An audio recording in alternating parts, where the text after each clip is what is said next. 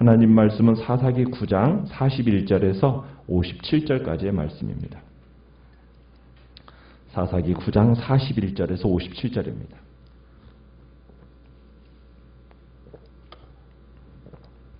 사사기 9장 41절입니다. 아비멜렉은 아루마에 거주하고 스불은 가알과 그의 형제들을 쫓아내어 세겜에 거주하지 못하게 하더니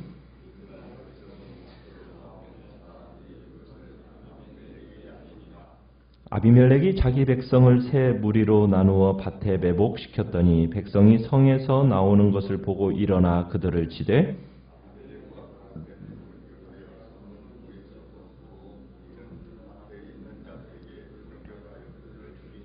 아비멜렉이 그날 종일토록 그 성을 쳐서 마침내는 점령하고 거기 있는 백성을 죽이며 그 성을 헐고 소금을 뿌리니라.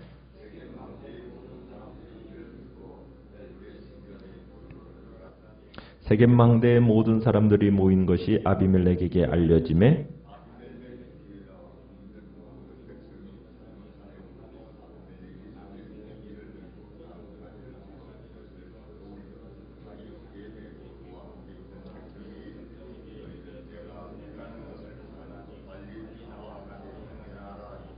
모든 백성들도 각각 나뭇가지를 찍어서 아비멜렉을 따라 보루 위에 놓고 그것들이 얹혀 있는 보루에 불을 놓음에 세겜 망대에 있는 사람들이 다 죽었으니 남녀가 약 1000명이었더라.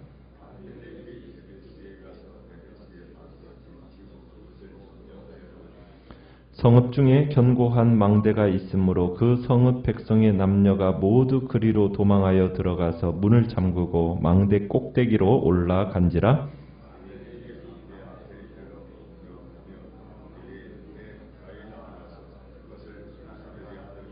한 여인이 맷돌 윗짝을 아비멜렉의 머리 위에 내려 던져 그의 두개골을 깨뜨리니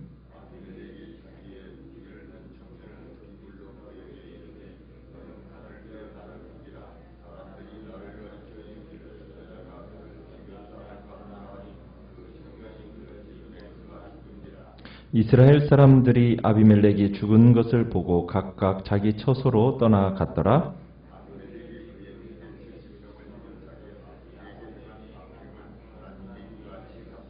같이 읽습니다. 또 세겜 사람들의 모든 악행을 하나님이 그들의 머리에 갚으셨으니 여룻바알의 아들 요담의 저주가 그들에게 응하니라. 아멘. 오늘 말씀의 제목은 욕심을 따른 자의 최후라는 제목으로 말씀을 나눕니다. 하나님께서 이제 세겜 사람들을 자신들이 세운 왕 아비멜렉의 손을 통해서 심판하시는 장면을 우리가 보게 됩니다. 지난주에 금요일 날 봤을 때는 이미 세겜 성에서 전쟁을 할 만한 사람들과 그리고 그들을 이렇게 이끌었던 가알과 싸워서 대부분 다 죽거나 달아났어요. 사실상 아비멜렉은 가알을 추격했지만 가알을 포박하지는 못했고 죽이지는 못했어요. 그랬더니 이제 41절에 보시면은 스불이라는 사람이 이제 가알과 싸워서 그의 가족들을 세겜에서 쫓아냈습니다. 이제 가알과 그 형제들이 세겜에서 쫓겨난 것으로 이제 사건이 마무리가 된 것으로 이제 생각할 수가 있는데 그게 사건이 마무리가 된 게 아니에요. 아마 세겜 사람들은 이제 가알과 이제 또 같이 전쟁했던 사람들이 이제 끝났으니까 전쟁이 일단락 됐겠지 이렇게 생각을 하고서는 일상생활로 이제 돌아간 듯이 이제 보입니다. 그래서 42절에 보면은 이튿날 이제 밭일을 하기 위해서 사람들이 성에서 쏟아져 나왔어요.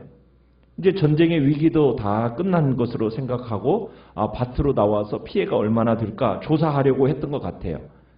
자, 그런데 이 사실을 누군가가 아비멜렉에게 알렸습니다.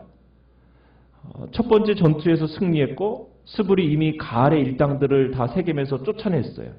그런데도 불구하고 아비멜렉이 들판으로 나온 세겜 백성들을 어떻게 합니까? 그냥 내버려 두질 않습니다.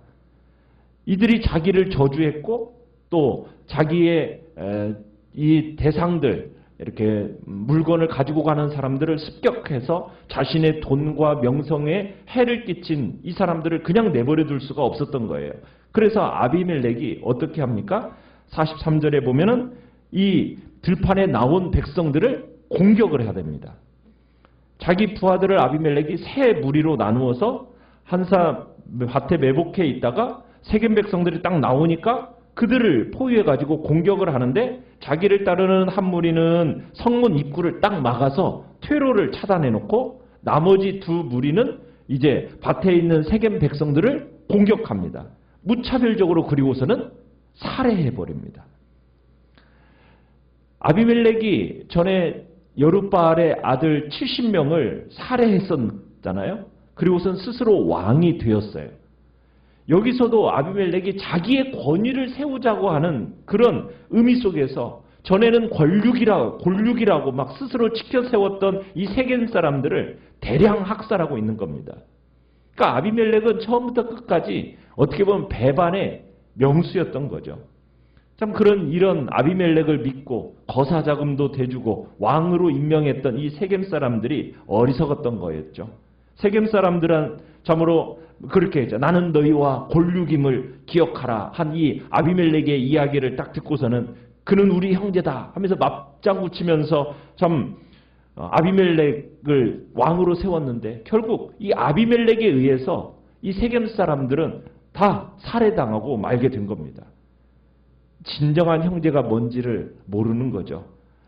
자, 아비멜렉은 이 비무장한 이 백성들을 공격해서 살력한 후에 여기에 만족하지 않습니다. 하루 종일 싸워가지고 45절에 보면은 하루 종일 쳐서 그 도시를 점령을 하고 도시와 거민을 철저하게 진멸하고 그 장소에 뭘 뿌렸다고 얘기합니까? 소금을 뿌렸다고 얘기하죠. 소금을 뿌리는 행위는 황폐를 상징하는 겁니다. 일종의 저주의 행위인 거죠. 그래서 그 땅에다 소금을 뿌렸어요. 그렇던데 살아남은 사람들이 있었어요. 46절에 보니까 살아남은 세겜 사람들이 이 소식을 듣고서는 어디로 피했습니까? 엘브릿 신전 보루로 피해서 숨었습니다. 이건 아마 그런 생각을 했던 것 같아요. 아무리 아비멜렉이라고 하더라도 이 신성한 신전은 어쩌지 못하겠지. 아마 그런 생각을 가지고 사람들이 그 엘브릿 신전으로 피해서 도망간 것 같아요. 근데 소용이 있었어요, 없었어요? 소용이 없었어요. 이 아비멜렉이 살몬산으로 가서 나무를 찍어가지고 부하들에게 내가 하는 대로 따라서 해라 하고서는 나뭇가지를 찍어가지고 아비멜렉과 함께 그 망대 이제 보루에다가 나뭇가지를 싹 쌓아 놓더니 거기다가 불을 질러서 그곳에 피해 있던 몇 명이 다 불살라 죽었습니까? 49절에 보니까 죽은 인원이 남녀가 1,000명이 다 불태워져서 죽었어요. 세겜 사람들이 왜 이렇게 다 멸망을 했습니까? 이유가 뭐예요? 아비멜렉과 함께 추악한 일에 동조한 일로 인하여서 하나님의 심판이 임한 겁니다. 엘브릿 신, 그 신이 그들에게 도움이 되었습니까? 전혀 도움이 되지 않았음을 보여주기 위해서 엘브릿 신전까지 다 불태워버렸어요. 아비멜렉이 왕이 되려고 불량배들을 모을 때 그들이 어디에서 나온 돈으로 아비멜렉을 도와줬습니까? 바알브릿 신전에서 나온 돈으로 이 거사자금을 댔어요. 또 그러더니 그 신전에서 아비멜렉을 저주하고 결국에는 아비멜렉에 의해서 불심판이 이루어지는 장소가 그 신전이 되었다는 겁니다. 우리는 욕심에 따라서 아비멜렉을 왕으로 세운 이 세겜 사람들의 최후를 보면서 우리가 뭘 느끼게 됩니까? 악을 행하는 자들만 심판받는 게 아닙니다. 악을 행하는 자들만 심판받는 게 아니라 그 악에 동조한 사람들도 함께 심판을 받는다라는 것을 우리에게 보여주고 있어요. 본의 아니게 악에 동조하고 있다? 우리는 그것이 하나님 앞에 얼마나 큰 심판인지에 대해서 생각을 해야 됩니다. 우리는 그것을 그래서 끊임없이 우리 자신을 살펴봐야 돼요. 세겜 사람들은 악을 심었기 때문에 죽음을 거둔 것은 당연하다라는 거예요. 아비멜렉이 그들에게 사용한 이 폭행의 정도, 지나치다는 느낌 우리가 버릴 수가 없죠. 아니 이렇게까지 보복할 필요가 있을까? 그런데 이 아비멜렉은 처음부터 잔인한 사람이었던 거예요. 그죠? 자기의 이복 형제들을 70명을 한 바위에서 죽였다라는 그 잔인성과 포악함이 왕이 된 이후에도 변하지 않았다라는 것을 지금 보여주고 있는 겁니다. 어떻게 보면 사람은 지위에 오르면 오를수록 더 자비롭고 관대해져야 되는데 아비멜렉에게는 이런 기본적인 아량이 없었던 거예요. 그러니까 아비멜렉의 잔인성이 상당히 자세하게 묘사되면서 어떻게 보면 아비멜렉은 죽을 때까지 그 성품이 변하지 않았던 거죠. 한 번도 왕이 될 만한 제목이 아니었던 거예요. 요담이 나무 중에서 어떤 나무를 예를 들었었습니까? 가시나무를 예를 들었던 것처럼 이 아비멜렉은 가시나무 같은 존재였던 거예요. 그러니까 아비멜렉의 그 포악함, 그것과 함께 세겜 사람들의 이 어리석음을 여기서 보여주고 있는 겁니다. 왕이 갖춰야 할 덕망을 갖추지 못한 사람을 왕으로 세운 결과는 참 자신들에게 얼마나 해로움으로 다가오고 얼마나 큰 고통으로 다가오게 되는지를, 결국에는 부메랑으로 자기에게 돌아와서 무자비한 죽음으로 끝나는지를 우리에게 보여주는 겁니다. 그러기에 지도자를 세우는 일은 너무나도 중요한 일이에요. 그의 덕을, 정말 그 덕을 갖춘 자, 그에 걸맞는 자를 지도자로 세우는 일은 너무나도 중요한 일입니다. 교회 안에서도 마찬가지죠. 교회 안에서도 지도자는 세우는 일에 있어서는 정말 특별히 신중해야 됨을 우리에게 보여주는 장면입니다. 좋은 지도자가 세워지면 교회에 큰 덕이 되어지고 하나님께 영광이 되어지지만 잘못된 지도자를 세워지면 두고두고 후회가 되어지고 그 대가를 온 공동체가 결국에는 치러야 된다는 것을 보여주는 장면입니다. 자, 세겜을 초토화시킨 이 아비멜렉, 여기서 멈추지 않습니다. 아비멜렉이 50절에 가보니까 세겜에서 북동쪽으로 20km 정도 떨어져 있는 데베스라는 이 지역을 포위하기 시작합니다. 아마 이 데베스 사람들도 세겜 사람들하고 함께 반역에 가담했던 것 같아요. 그러니까 데베스 사람들 또한 이제 목숨을 구하려고 어디로 지금 도망을 쳤습니까? 망대 위로, 이제 망대로 도망을 쳤어요. 그랬더니 세겜성을 이 엘브리 신전을 이렇게 했던 것과 동일한 방법을 이제 사용을 합니다. 어떻게? 그곳에 불을 지르려고 이제 하는데 사건이 급전이 되면서 예기치 않은 결말로 나아가게 돼요. 불을 놓기 위해서 제 망대에 가까이 간 것이 아비멜렉에게는 문제였습니다. 한 여인이 뭘 던졌어요? 맷돌을 하나 던졌는데 그 맷돌을 맞고 어처구니 없이 이 아비멜렉이 죽어버린 거예요. 그 당시에는 이제 남자들은 뭐 이제 활과 화살, 창 이런 것들을 전투하였다면, 그걸로 싸웠다면 여자들은 뭘 했겠어요? 뭐 자기가 가지고 있는 어떤 물건들을 집어 던지는 것으로 그 당시에는 이제 공격을 했겠죠. 그러니까 이제 망대에 접근하는 이 일에 대해서 이제 여자로서 던진 것이 뭘 던졌어요? 무거운 물건 중에 하나였던 맷돌 윗짝을 하나 던졌는데 그 맷돌 윗짝에 머리가 맞아가지고 결국에는 어처구니 없이 죽게 된 겁니다. 하나님께서 그를 여인의 손에 값싼 죽임을 당하게 하신 이유는 뭐였겠어요? 70명의 형제들의 생명을 귀하게 여기지 않고 참으로 그렇게 죽인 것에 대한 하나님의 심판인 거죠. 심은 대로 거두게 하신 거죠. 어떻게 보면 허망하게 죽고 말았어요. 여인에게 죽임을 당했다라는 이것은 그 당시에 있어서 참 부끄러운 일이었습니다. 그래서 아비멜렉은 그 오명을 피하기 위해서 어떤 일을 하고 있어요? 54절에 보니까 무기를 든 소년에게 자기를 죽이라고 시킵니다. 왜? 자기가 여인의 손에 죽었다라는 그 말이 어떻게 보면 자존심 상한다고 생각을 했기 때문에 끝까지 그 자존심 하나 지키기 위해서, 세우기 위해서 무기를 든 소년에게 자신을 찌르라고 얘기했어요. 그런데 그 수치를 피했습니까? 아니죠. 그가 피하려고 했던 이 영원한 수치는 어떻게 됐어요? 피할 수가 없었어요. 우리가 나중에 이제 다윗의 이야기에서 보면 요압이 다윗에게 보내는 어떤 메시지 안에 들어있는 대로 아비멜렉은 이 죽음의 장면이 유명해져 가지고 모든 사람들에게 다 알려지는 그런 일이 된 거죠. 결국 아비멜렉은 생명도 잃고 왕국도 잃어버리게 됐습니다. 결국 55절에 보면 그를 추종하던 자들이 다 각각 자기 집으로 돌아갔고 이제 아비멜렉이 시작한 그 광란이 멈추고 이스라엘의 왕권의 실험이 이제 아비멜렉 어떻게 보면은 실패로 끝나면서 하나님과 상관없이 왕을 세운 것이 실패로 끝났다라는 것, 그건 당연함을 보여주고 있습니다. 그러면서 마지막 이야기를 아비멜렉의 이야기를 이렇게 정리하면서 끝내요. 모든 것이 결국에는 뭐였다라는 거예요. 하나님의 인과응보였다. 아비멜렉이 죽은 것은 56절에 보니까 왜 죽은 거예요? 그러니까 형제 70명을 죽인 것에 대한 하나님의 심판이었다라는 거죠. 또 57절에 세겜 사람들이 죽은 건 뭐예요? 전혀 자질도 되지 않는 그 아비멜렉을 그들의 왕으로 세웠기 때문에. 그러면서 이 모든 일에 있어서 요담이 아비멜렉과 세겜 사람들에게 내렸던 저주가 그대로 이루어졌다. 이러고서는 이제 마무리를 짓는 걸 보게 됩니다.